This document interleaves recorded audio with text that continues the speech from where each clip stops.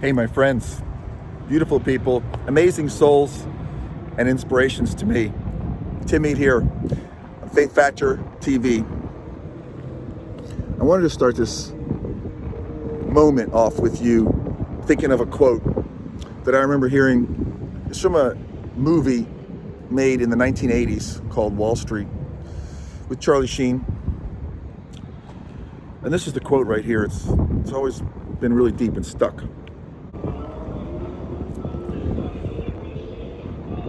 A man looks into the abyss. Nothing's staring back at him. And that's when he finds his character. And that's what keeps him from falling into the abyss. I want to invite you right now. You say, why now? Can't we do this later? No, we're not going to procrastinate. I want to invite you to find your character in all this. First of all, nobody, none of you, not me, we didn't imagine whatever is happening was going to happen. And some people are looking at this as the most unmitigated disaster time in their entire lives. And the best way that I can help you, if you will, if you'll allow me to, and if there's value in this, because I don't have all the answers, is if you flip that around 180 degrees the other way. What do I mean by that? I mean, this is the greatest thing that's ever happened for you. And I don't mean to imply that the people that are sick, dying, have died, will pass. That there's, in every situation, there's going to be people that we know, and it hits close to home. My mom's continuing to recover in the rehab center from the hospital, and they tested her for this.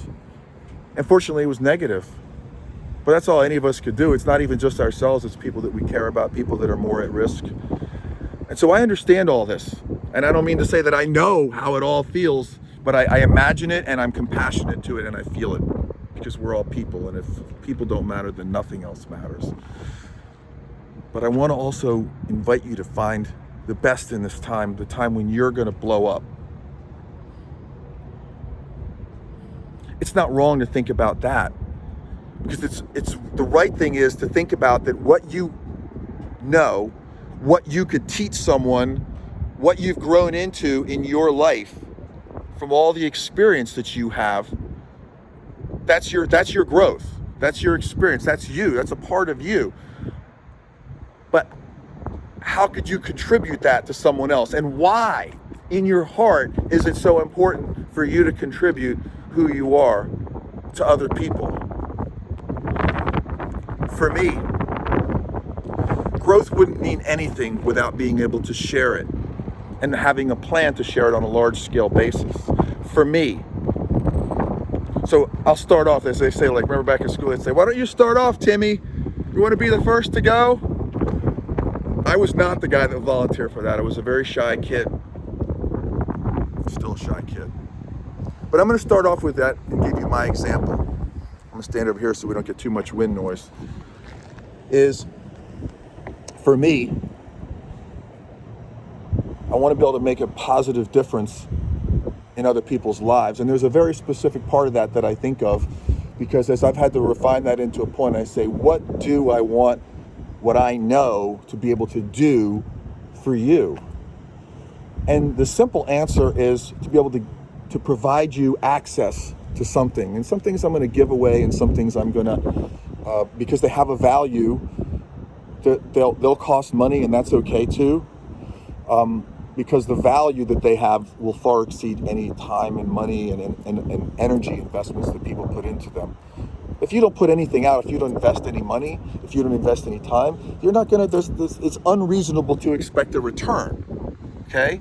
But you want to be able to invest your time and energy and your capital into the right things, into the right information, the right teachers. You know, my aspiration is in being one of those teachers. One of my highest compliments that I got from a teacher in school when I was taking classes at HCC, he just said, you know, Tim, I think you should really think about being a teacher. I think you'd be great at it. And I was like very humbled and appreciative, because this guy was like very highly educated, person teaching in the Honors Institute. And I thought about, going and teaching at college or university, but I promise you, for me, there's more value in saying, let me put together or use a different platform where you can access it from your car or your home or the gym, listen to this information. If you start listening to new information that I'll continue to be sharing with you from some of the greatest masters in the history of mankind, either listening to it new or listening to it on repeat. Those are the things that I've discovered as mind changers. They'll completely change the structure and the wiring of your mind. And that's what's most important. So going back to that conversation of a minute ago, for me, it's providing freedom. Maybe for the first time in decades for you, and maybe for the first time in your entire life, I want to be able to give you access to the key that you've had in your hand, in your heart, in your pocket all along, but for some reason it's gotten stuck. You can't get it out. It's like, I can't get that key out. And if you can't get it out, you can't put it in the lock and you can't turn it, you're gonna be stuck. And living a life stuck, it's no bueno. It's not, life's too short for all that. You guys inspire me every day because I know that you're ordinary, super extraordinary people, but you're just regular people like me. And then I see you rising above your fears and doing what you're doing. And that's courage. So for me, I've been continuing to rise above and making a commitment to say, let me continue to get over my fears because it is important that I do what I do. Whatever my last days are, the idea of a legacy and leaving something behind is planting a garden that I'm never gonna see. And I want you to think about that same garden. What is the legacy? What is the garden that you want to plant?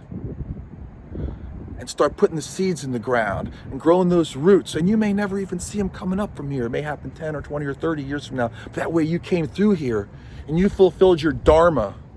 You fulfilled your purpose, which is not just to exist and to pay bills or to be depressed. We didn't expect this thing happening at all, and we certainly didn't expect it to happen to this wide range of businesses closed and how long this is affecting people money-wise and spiritually and mentally. And I want to remind you of something. You didn't get this far by being weak. You got this far by being strong. So keep being strong. Keep forging a new path for you to walk down. And the old you couldn't go down this new path. The old you could only go down this old path. But the new path has to be cut by a new version of you. If you keep doing the same things over and over and expecting a different result, that's true insanity. Everything else has changed in here and you don't want to change? No, of course you do. Just don't wait for anything to change you. Transform and flex and adapt. As Bruce Lee said in his famous video, be like water, my friend, like water. And so I'm going to leave you on this final quote. Okay, on the way out. Thank you. I'm leaving. All right, so I have to go. I'm on this building here. I was just going to tell you because I said talk about faith factor. Faith is simply this: finding answers in the heart. F-A-I-T-H. Keep finding the answers in your heart. Keep believing in yourself. Your character is being made right now. Not broken, made. Tim Eat here, Faith Factor TV. Thank you. Have a great night.